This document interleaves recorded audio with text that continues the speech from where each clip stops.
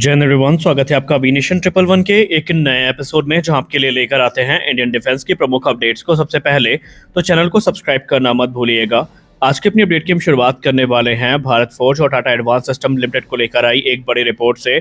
हमने हाल ही में आपको एक रिपोर्ट में बताया था कि डिफेंस एक्विजिशन काउंसिल की तरफ से जो मंजूरी है, जो 307 की संख्या में 80 AGS है, वो दे दी गई हैं। और अगर हम भारत के प्रतिष्ठित डिफेंस पत्रिका लाइफ इज डिफेंस की रिपोर्ट की बात माने तो भारत के रक्षा मंत्रालय ने 6,900 करोड़ रुपए की जो डील है, ये भारत फोर्ज लिमिटेड और टाटा एडवांस सिस्टम के साथ फाइनलाइज कर ली है, जिसके अंतर्गत 307 की संख्या में advance towed artillery gun system और high mobility gun towing vehicles की जो डील है वो फाइनलाइज हुई है। आपको बताते चलें कि भारतीय थल सेना की आर्टिलरी कैपेबिलिटी को बढ़ाने के लिए काफी लंबे समय से 80 AGS का इंतजार किया जा रहा था, और अब लाइफ इज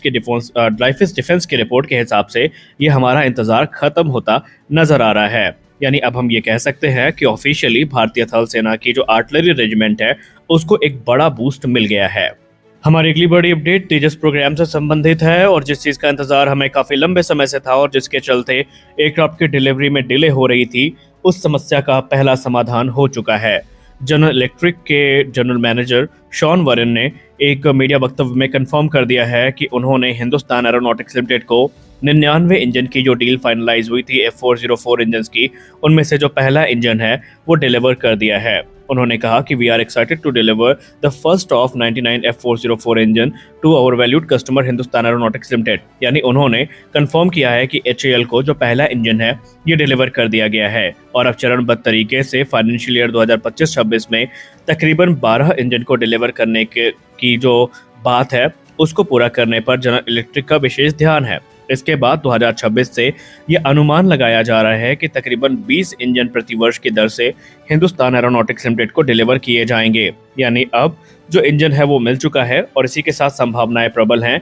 कि आगामी महीने यानी अप्रैल में जो पहला तेजस मार्क 1A है ये भारतीय वायुसेना को मिल सकता है। और ये वो क्षण है जिसका इंतजार हम सब काफी लंबे समय से कर रहे थे, क्योंकि मार्च 2024 में अपनी पहली उड़ान को पूरा करने के बावजूद अभी तक तेजस मार्क 1A भारतीय वायुसेना का हिस्सा नहीं बना, और उसमें कुछ मॉडिफिकेशन और इंजन डिले प्रमुख कारण थे। तो इनमें से पहला जो समस्या था उसका निवारण हो चुका है, और हम आशा करेंगे कि बहुत जल्दी भारतीय वायुसेना अपने तेजस मार्क 1A को प्राप्त करती नजर आएगी। अगली रिपोर्ट में आगे बढ़ूं उससे पहले एक प्रश्न का उत्तर देना अनिवार्य है। अक्सर वीडियोस के कमेंट में हमें ये बोला जाता है कि हम ऐसी अपडेट्स देते हैं जिससे इंडियन आर्म फोर्सेस की जो गोपनीयता है वो भंग होती है। ऐसा बिल्कुल भी नहीं है। हमारी जो भी रिपोर्ट्स होती है वो ट्रस्टेड वेबसाइट्स या फिर सोर्सेस से होती है, और वो पब्लिकली अवेलेबल रिपोर्ट्स होती हैं। किसी भी प्रकार से सेना की गोपनीयता से समझौता यहाँ पर नहीं होता है। अपने अगली रिपोर्ट में अगर हम बात करें तो ये आ रही है defence research and development organisation और इंडियन नेवी को लेकर के। DRDO और इंडियन नेवी के द्वारा संयुक्त रूप से vertical launch short range surface to air missile system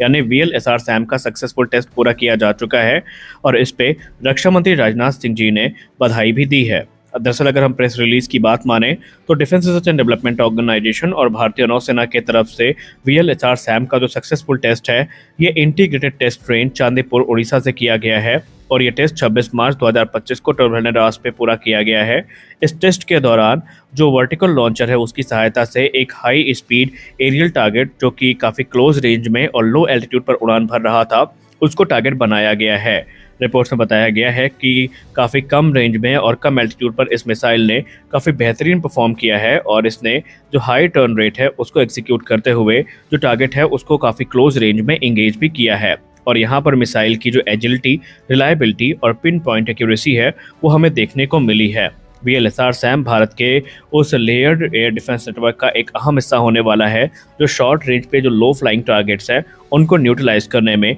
एक महत्वपूर्ण भूमिका निभाएगा। आने वाले भविष्य में आप देखेंगे कि Bharat layered air defence network को ऑपरेट कर रहा होगा, जहां पर आपको very short range air defence system से लेकर के एक्स्ट्रा लॉन्ग रेंज के जो एयर डिफेंस सिस्टम है जिसमें S-400 और हमारा जो प्रोजेक्ट कुश के अंतर्गत बनाए जा रहे एयर डिफेंस सिस्टम है वो देखने को मिलेंगे। और आपने हाल ही के दिनों में देखा होगा कि चाहे VLSR SAM हो, MR SAM हो, QR SAM हो या XR SAM हो जिसको लेकर रिपोर्ट सामने आई हैं, इन सब में हमें उल्लेखनीय डेवलपमेंट देखने को मिला है, और ये इस चीज़ का प्रमाण है कि भारत के पास अब वो कैपेबिलिटी विकसित हो रही है जहां पर किसी भी प्रकार के एनिमी की जो एरियल थ्रेट्स हैं उनको काउंटर करने की क्षमता हम प्राप्त कर चुके हैं। फिर चाहे वो उनके स्टेल्थ फाइटर्स हो, चाहे वो उनके फोर्थ जनरेशन एयरक्राफ्ट हो, चाहे उनके ड्रोन्स हो, चाहे बैलिस्टिक मिसाइल्स हो, या फिर उनके दूसरे एरियल टारगेट जो हमारे लिए खतरा हो सकते हैं, उनको न्यूट्रलाइज करने की कैपेबिलिटी हमने ऑलरेडी प्राप्त कर ली है। आप सबको तो पता है कि अमेरिका, चाइना और रशिया की जो राइवलरी है वो कितनी खतरनाक होती है। एक देश अपने किसी फ्यूचरिस्टिक प्रोग्राम के बारे में अनाउंसमेंट करता है तो अगला देश उसको काउंटर करने के लिए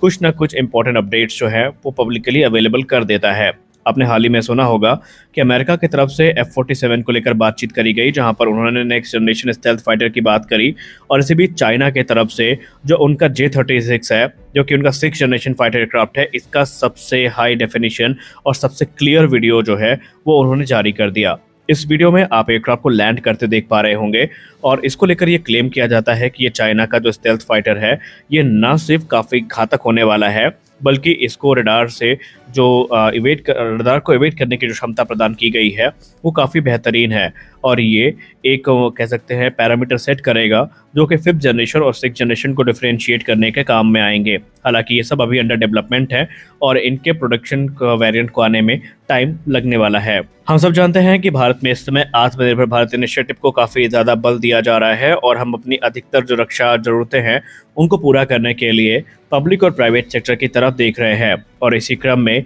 एक जो बड़ा डेवलपमेंट है वो हमें देखने को मिला है और ये डेवलपमेंट हमें भारत अर्थ मूवर्स लिमिटेड यानी BEML के तरफ से देखने को मिला है, जहां पर उन्होंने एक एक्सप्रेशन ऑफ इंटरेस्ट को रिलीज किया है, जिसके अंतर्गत अब वो भारत में ही जो लाइसेंस और टेक्नोलॉजिकल कोलैबोरेशन एग्रीमेंट है जो कि बेसिकली स्पेशलिस्ट मोबिलिटी व्हीकल को लेकर के है, उसको उन्होंने रिलीज किया है। और अब इस समय भारत में जो ज्वाइंट डेवलपमेंट है स्पेशलिस्ट मोबिलिटी व्हीकल का वो करना चाहते हैं। ये जो व्हीकल होंगी ये ऑल टेरेन व्हीकल्स होने वाली हैं जो कि हर प्रकार की टेरेन में ऑपरेट करने में सक्षम होंगी और इनका मुख्य उद्देश्य होगा इंडियन आर्मी की जो मोबिलिटी है उसको इम्प्रूव करना। और इसके लिए एक्सप्रेशन ऑफ इंटरेस्ट में जो बात कही गई है वो जॉइंट प्रोडक्शन की है, यानी आने वाले भविष्य में कुछ संभावित कोलैबोरेशन हमें देखने को मिल सकते हैं जिसके अंतर्गत इन विशेष व्हीकल्स का निर्माण भारत में होता नजर आएगा। हमारी अगली बड़ी अपडेट हिंदुस्तान एरोनॉटिक्स लिमिटेड को लेकर आ रही है। हिंदुस्तान एरोनॉटिक्स लिमिटेड ने फाइनली तेजस मार्क 2 को लेकर एक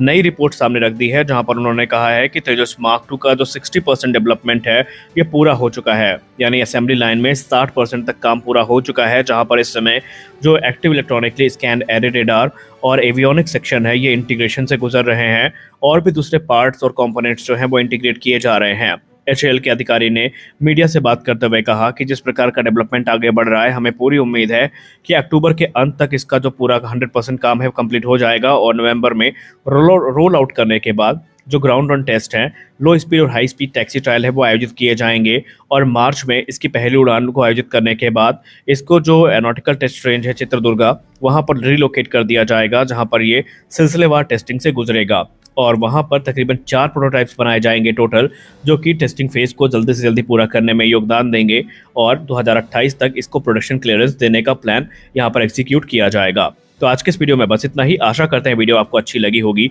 वीडियो अच्छी लगी वीडियो को लाइक करिए, नए हैं चैनल को सब्सक्राइब करिए। मिलते हैं अगले वीडियो में, तब तक के लिए जय हिंद।